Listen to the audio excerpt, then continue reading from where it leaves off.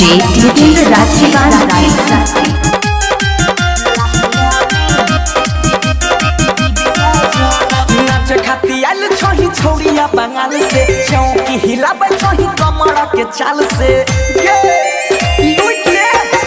नाच खाती आइल छोही छौड़िया बंगाल से चौकी हिलाबै छोही कमर के चाल से देहिया छोटूलाला ऊपर छोटूलाला नीचे बाहर गुजा गुजा करो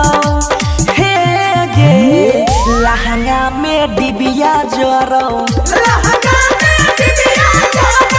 वो करे पर सब कोई मारो लहंगा में डिबिया जरो वो करे पर सब कोई मारो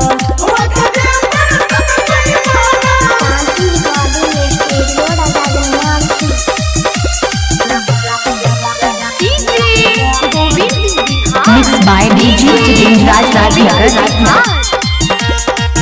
मिक्स बाय डीजे जितेंद्र राज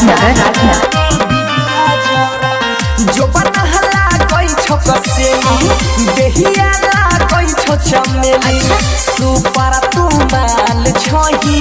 अखियाला कोई छो नसीली जो मर की गे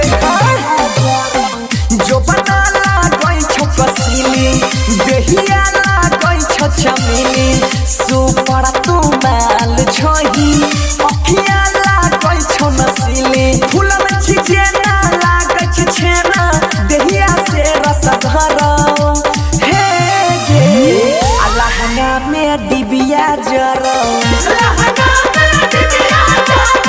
वो करे पर सब कोई मरो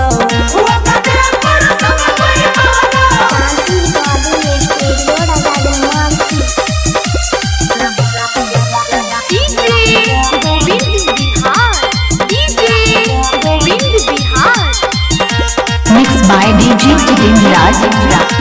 मिक्स बाय डीजे जितेंद्र नहचै जब छी के छौरी आही हिलाई छौ चारो ओरी लागै छौ काई पिले त छोड़ा सब तोहरा पकौरी बच्चाई रखिए बुझली नहचै जब छी के छौरी आही हिलाई छौ चारो ओरी लागै छौ काई पिले त